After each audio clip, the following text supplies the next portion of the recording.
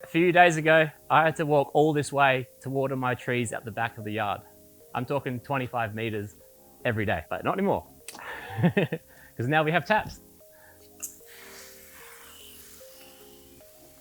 So we've put one just on the shed and an emergency one over by the fence in case I want to water my veggies down the track. But now I can hook up my irrigation to one and have spare taps all over the yard. Our friend Mason came around, had to trench from the back pergola through the backyard. We trenched underneath the future path, so that way in the future we know exactly where our alignment is and we'll have less risk of going through the pipe if we are digging. It's also really easy just to pinpoint where we teed off. We put 2 taps, one so we can fit hoses, sprinklers and irrigation to it. As you can see, it's got 2 tap outlets and another emergency one along the back fence, side fence, in case we want to use it for veggies.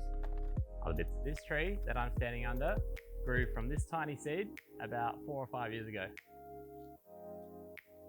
You can see it's quite little, or quite big in terms of seed. You might be confused thinking that this is a fern, but it's actually not. It has a similar name called a Brazilian fern tree.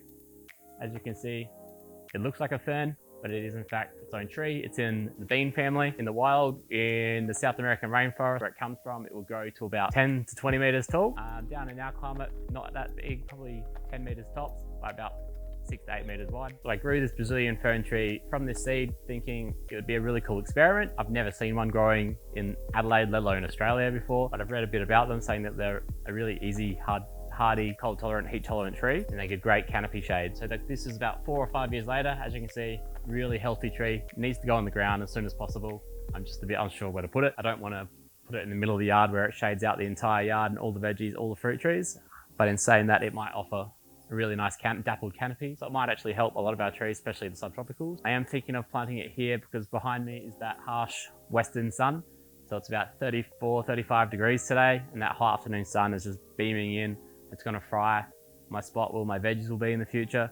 So I'm thinking this could be a nice spot to let it grow quite tall and offer some afternoon shade to those veggies. It has the benefit in our climate of losing its leaves. In its natural environment, it won't lose its leaves, but here are the cold winters it will, and it'll reshoot in the late spring, which is perfect timing for our hot weather. Stay tuned for when it's planted. Hopefully in a year's time, it'll probably double the size at least. In today's video, we are going to be talking about a whole ancillary of little changes which have taken place over the past week.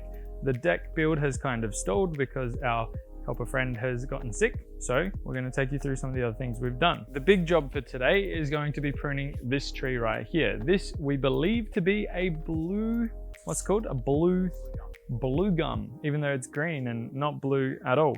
It's sprouted by itself apparently, and it has been growing ever since, and we don't want it to get out of control. So the fun for you to watch will be our time lapse of us pruning this tree back into shape, and it's probably going to be something we need to do fairly often. In the meantime, we need to get all the stuff out of the way, so enjoy watching that on the time lapse too. The key thing is we want to keep it to about the same height or lower, because if it gets out of control, we'll have to bring in the big tools. We won't be able to do it by hand. Now, I like to go a bit over the top. I got chainsaws and pole saws and hedge trimmers and everything you could possibly imagine.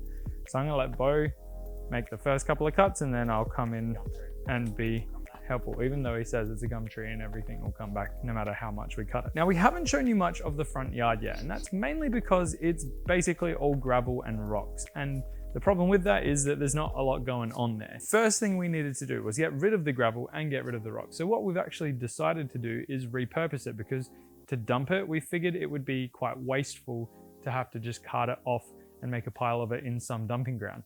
So we've put it under the base of the deck for 2 very important reasons. Number 1 is to help with drainage.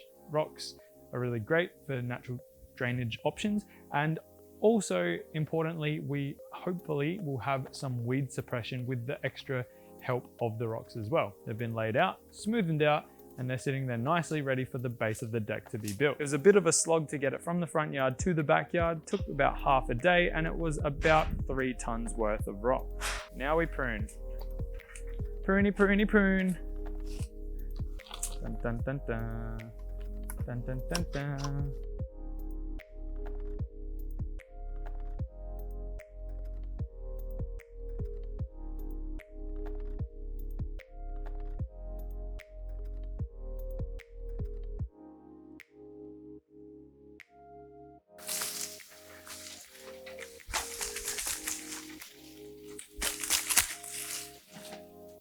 That's a good one.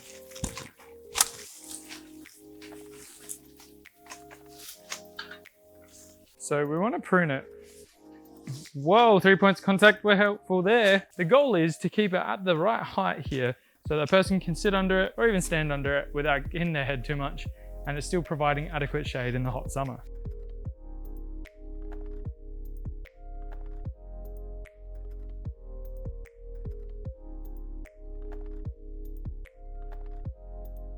And that is the tree pruned. And this is why we kept old mate gum tree here. Bluey's gonna live another day. At the moment, it's too hot to do anything else, so we're gonna enjoy our ice blocks and relax a bit. See you in the next one. Oh, I had a good crunch. Today? I got a brain freeze. I forgot what I was going to say. Scrap that.